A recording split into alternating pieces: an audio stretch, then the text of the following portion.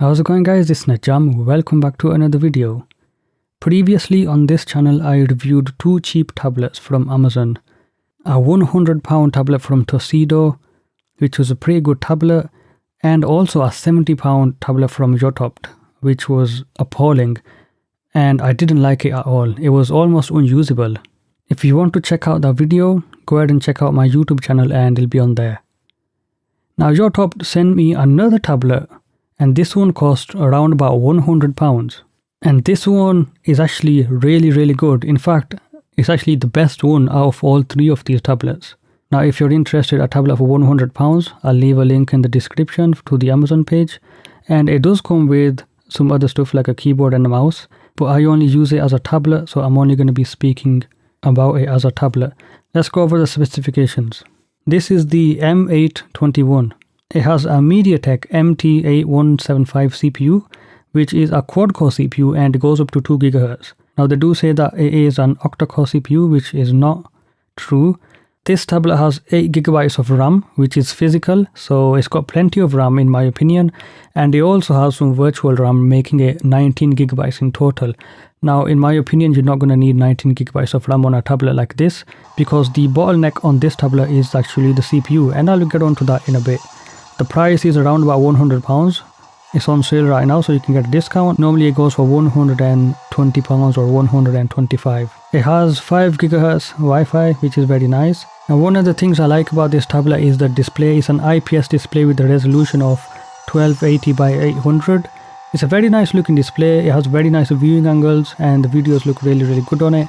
Although if you go into ID64, it does say that the resolution is 1920 by 1200, and that's wrong. The actual display resolution is 1280 by 800, and if you get close up to it, you can see it looks just like the other tablets, like a 720p display. It has 128 GB of built-in storage. You can expand this with a microSD card on the side. I also love the design on this tablet. It feels very light, and the build quality seems pretty nice as well. But I do like the design on the back. As you can see, the camera has a square design around it, which is very nice. It's got a smooth textured back. It feels very nice in the hand. It has bottom firing stereo speakers. I'm not going to go over the cameras, but on the back it has an 8 megapixel camera, and on the front it has a 5 megapixel camera. They'll be good enough for doing video chats or taking general pictures. As far as battery life goes, it's pretty normal. It has an 8000 mAh battery. You get around about 6 hours or so on this. With normal usage, if you're going to do heavy stuff on it, you get about 3 hours. Now software wise, it's running Android 13, full Android 13, and that's very nice. It's very up to date. I doubt you're going to get any software updates for this, but it is running Android 13 and it has all the features. It's running full Android, not Android Go, so you can definitely see, compared to the previous YOTOPT tablet, this definitely does have performance, just like the T28 from Tuxedo. The performance from this tablet is actually very nice as well. You can see that going through the user interface, there's no lag, there's no jitteriness or anything like that, which is very nice. And because it's running Android 13, you do get the performance improvements as well.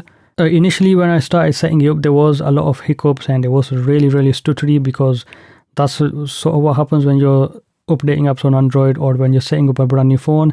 But once it's all set up and you get going, it gets very smooth, and I have no problems with it as far as performance under normal use case with this tablet. It's very nice. It's pretty quick and it's very snappy as well. I did play a lot of games on this, and that's where you kind of find where the problem is. If you go into the Google Play Store and you try to install some games that require 8 cores, like Mighty Doom, which is a game that I love to play on Android, unfortunately you're not going to be able to download it because it doesn't have 8 physical cores. And this is the problem with this tablet, and it's not really a bad thing, because you've got 99% of the apps. You can use almost anything on it. You can play Minecraft, you can play Need for Speed. It just doesn't have some of the more demanding games, like Asphalt 9 is not on this because I can't find it. And Mighty Doom doesn't want to install because it simply does not support, or it does not have enough physical cores for the game to run. Apart from that, the gaming performance is pretty nice. There are some hiccups when gaming, and that's because the 4 cores only go up to 2 GHz, which is an okay speed in this day and age. You'd want to be at least 2.5 GHz. In my opinion, that would help quite a lot, but there's no way of overclocking this as far as I know. The video playback is also very nice. Minecraft works, Call of Duty works at 60 FPS. I haven't really noticed many hiccups in there. pretty much everything else works, and so I'm really happy with this Android tablet. I'm really surprised that they actually run pretty well. Now they did put 11GB of virtual RAM inside it, and I really don't see the point, because even my phone, which is a really nice phone, has only 8GB of RAM, and I never really go above 8GB.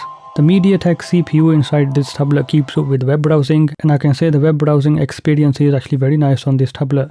So for £100, this is a really nice tablet. Now I don't recommend it for heavy stuff like gaming, only because it has 4 cores, but apart from that, I can't really say much bad about it. So if you guys have any questions, ask me in the comment section below. Thank you guys for watching, and I'll see you guys in another video.